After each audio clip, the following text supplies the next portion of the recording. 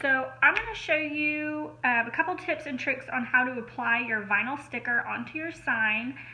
This sign is the Boomer Sooner sign, and so it came with 2 stickers. I already applied the Boomer one, and so I'm going to show you different tips and tricks on how to apply the Sooner and how to make it easier and ensure that you get a good adhere so you don't have so you have as little bleeding as possible and you won't want to rip your hair out. So the first thing you're going to want to make sure is that the paint that you have on your sign is completely dry. This will make sure that you don't have anything come up once you pull your transfer tape or your vinyl stencil sticker off with it. So the second thing I'm going to do is really make sure that there is a good stick between the transfer tape and the vinyl sticker. So you can see this is the backing, and that's going to be trash once we rip this off. So we don't really need it for anything, but we want these two to stick together. So I'm just going to take my thumb and along the edges of my lettering, and especially on these little islands like in between the S and the O's, I'm really going to make sure that those are really stuck onto the transfer tape.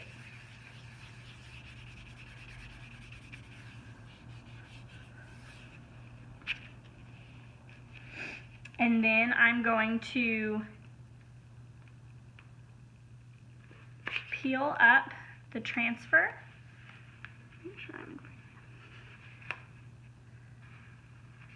Peel up the transfer tape and the sticker from the backing. And you want to be patient with this. There's a lot of these steps with applying the sticker that you're gonna just want to be patient with. So take your time. If you notice any of the islands aren't coming up, they're stuck to the transfer tape, don't worry, just go back over, rub a little more, and then you can kind of peel up. I mean, like you would a normal sticker. It's not completely innovative, but so that came up perfectly. So we're going to go ahead and just apply it.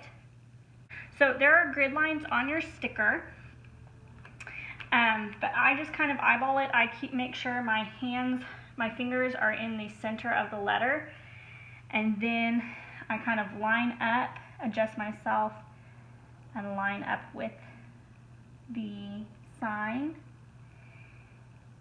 And then I lay that down, and you can kind of peel up the edges to see where your spacing's at, to see if you're totally crooked. The nice thing about this is it's a bouncy font. I mean, unless you're completely turning it sideways, it's not going to look crooked. So once I have it placed, I'm going to rub it down starting from the middle and then going out towards the edges. And then I'm going to do the same thing that I did with the sticker when it was still on the backing. I'm going to rub the edges to really make sure that they stick down to the sign.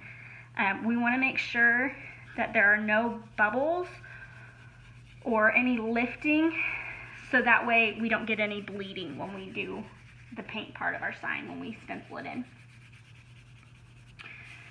So that is stuck down pretty good. I'm going to peel my transfer tape up off my sticker. And again, be patient. What I think tends to work best is by pulling it flat along instead of ripping straight up, because then these islands and little tabs will start to come up with it, and you don't want that.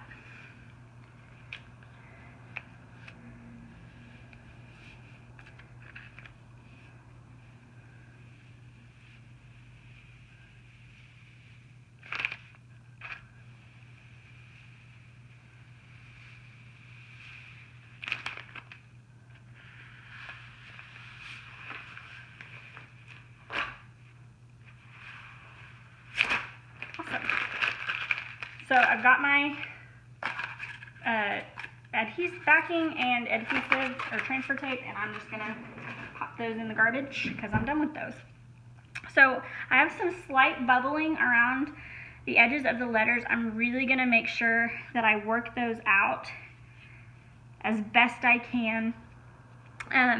You may have some slight bleeding, but not terrible with the paint pen that comes in your kit, because it just naturally won't bleed as bad, but that's very fixable, and I will show you how to fix any bleeding if you run into that problem. So we're just rubbing out any of the bubbles. You might notice along where you have a transition from paint to stain, or and there's a bit of an edge, you might need to rub down a little harder, because that might bleed a little bit more than the regular edges. Okay, that looks pretty good. So now all I'm going to do is fill in this stencil using my paint pen that came with the kit. Another thing you could do is trace with a pencil very lightly, but enough so you can see it, is trace the stencil, remove it, and then just kind of hand fill this in. Or you could fill it in with actual paint and sponge it in. You just want to make sure that when you peel it up, that you do that when it's still kind of wet, so you don't get as bad of fraying. So I'm going to go in and start filling in these letters, and literally all I'm doing is just kind of going with the natural curves of the font. On any of these sharp edges, you're not going to want to push your pen towards it, because that will cause the sticker to lift and you'll get bleeding. But yeah, this is as simple as this little project is. This is probably the most complicated part, and once you get the hang of it, it's pretty easy. So I'm going to finish filling this in, and then I will show you how to remove your sticker. So one thing to remember is that with this paint pen, to get it started, you'll have to kind of push it down a couple times to get the paint to come to the top.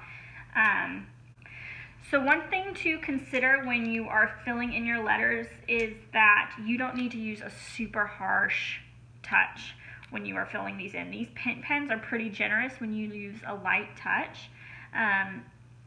They actually work better when you do, instead of pressing down and dragging and trying to get as hard of strokes as you can. It doesn't really work with these. Just lightly go over it, and you will have to layer. The black not as much, but the white that comes with other kits, you're going to want to layer the colors. So you wait till they're dried and then go through again and add another layer, maybe 2, sometimes 3, depending on which sign you have. So also remember not to drag your arm. You want to write or start filling this in the same way that you would hand write. So I'm right-handed, so I naturally go from left to right, but I went back to fix something and I drug my hand through the paint. So if that's fixable, I'm just going to touch that up later, but right now I'm going to show you how to remove your stencil. So this is slightly wet, it's not completely wet, and really it's not going to make a difference for what we're doing. You'll just have to be careful not to get wet paint everywhere, and pull it up when you do. So I've got this little tab. I'm going to start like I have everything from left to right. And I'm going to patiently and gently start to peel up this sticker. And again, I'm much flatter to the board than just pulling it straight up, so that way if there is any bleeding, it doesn't peel all gnarly.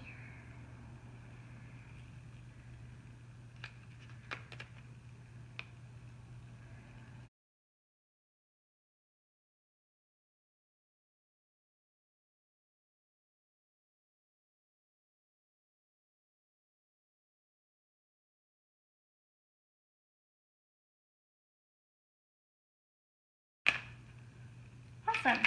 So now all I have left are these little islands in the middle of my letters. Don't set this down on your board or anything if it has wet paint. So you can use a toothpick. I just use my fingers or a needle, and I just peel at one of the corners until I get a little bit of a grip on it, and then just peel it up.